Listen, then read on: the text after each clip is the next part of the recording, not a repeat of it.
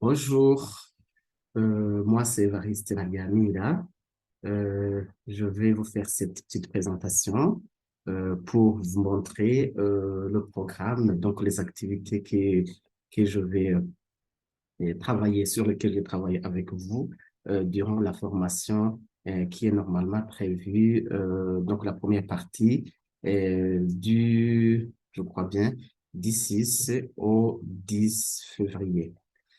Alors, la formation en soi, comme vous le savez, ça s'intitule Conception et dispensation d'un module d'apprentissage en ligne. C'est un projet, c'est un programme qui est exécuté, donc qui est réalisé par Senaïb en collaboration avec Enabel. Et les bénéficiaires, ce sont les médecins des différents, je sais pas, districts ou hôpitaux, dont l'objectif en particulier, c'est de les familiariser, leur montrer comment ils peuvent utiliser les TIC dans la gestion dans l'échange des informations, dans d'expériences et particulièrement, nous allons démontrer comment ils peuvent le faire avec l'outil collaboratif, mais aussi qui a un accent particulier sur l'enseignement qu'on appelle Moodle. Cette présentation, cette séance de formation, elle va être faite par cinq enseignants. Donc, je vais les appeler désormais des enseignants. Et moi, avec moi, nous allons travailler sur l'aspect activité et ressources, toujours sur Moodle. Donc, euh, inactivité, là, les mots-clés qui viennent ici, c'est déjà inactivité et une ressource. Je vais essayer de conceptualiser pour comprendre à quoi est-ce qu'on doit s'attendre par rapport à cette formation que je vais vous faire autour de ces deux concepts. Alors, prenons comme désormais, ici je suis comme un enseignant, ça veut dire que de l'autre côté, il y a les apprenants. Je peux organiser, je peux enseigner et à un certain moment, je peux me trouver dans une situation où je vais partager, par exemple, le syllabus à mes étudiants. Euh, et puis, en plus de ce syllabus, je peux aussi euh, faire en sorte que les étudiants, donner des devoirs, par exemple, à mes étudiants, et qu'ils doivent rendre avant une échéance donnée. Je donne deux exemples, je donne le syllabus et de l'autre côté, je donne un devoir.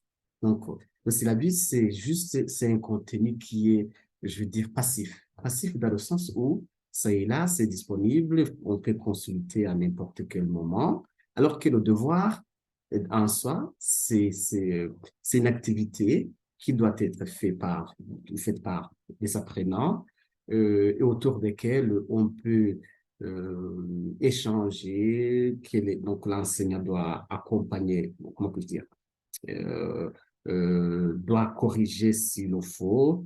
Et bien entendu aussi, on peut fixer un deadline, donc une échéance par rapport au dépôt de cette activité. Il peut aussi y avoir non seulement un devoir, il peut y avoir des, euh, des évaluations en ligne en temps réel et ainsi de suite, ainsi de suite. Donc là, les mots-clés que je vais d'énumérer là, c'est quelque chose de passif, bon, même si dans l'opposé, on dirait actif, on ne se serait pas trop trompé. Alors, comment est-ce qu'on va faire? Dans le premier temps, normalement, la gestion de son contenu, ça va se faire sur un cours qui est créé. Donc, un cours, donc voilà, et l'objectif, c'est d'apprendre aux apprenants le contenu de son cours. Alors, lorsque le cours est là, donc la création des cours va être abordée par des collègues à moi qui vont traiter ce sujet. Et puis, il y a aussi, pour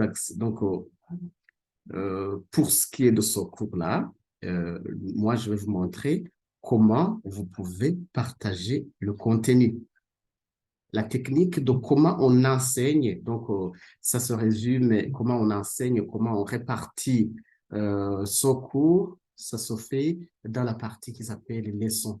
Ici, l'objectif des activités ressources dans Moodle, c'est de montrer comment on peut partager les contenus passivement ou activement. Donc, soit sous forme des ressources ou sous forme des activités.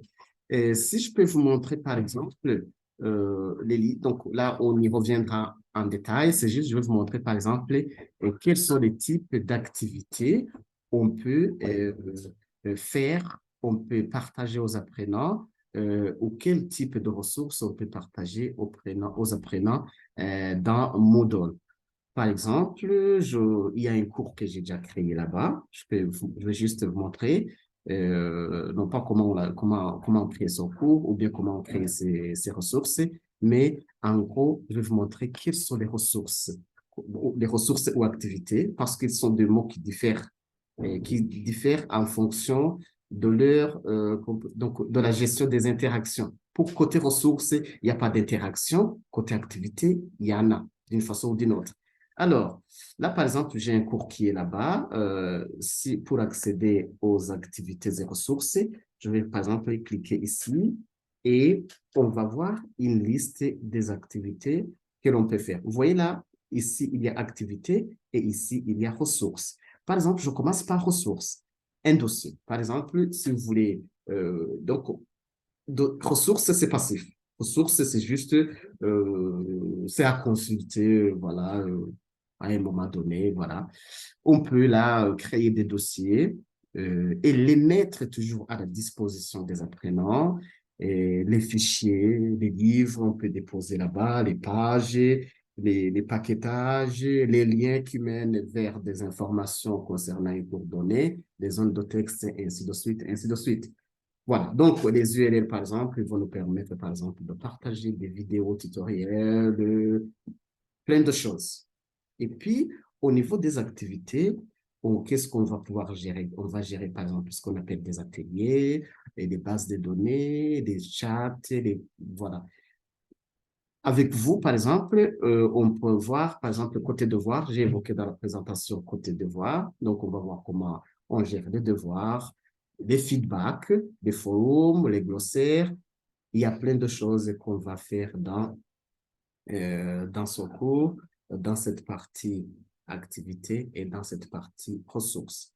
Donc, pour récapituler avec moi, on va voir comment gérer les ressources et les activités.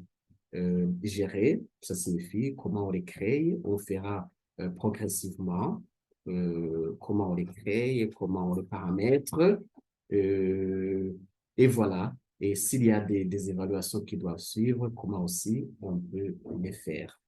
Donc, je vous dis à la prochaine et j'espère que nous allons réussir cette activité qui n'est pas du tout très difficile. On va s'y mettre méthodiquement et en suivant une méthodologie qui va nous permettre de bien appréhender toutes ces notions qui constituent ce cours.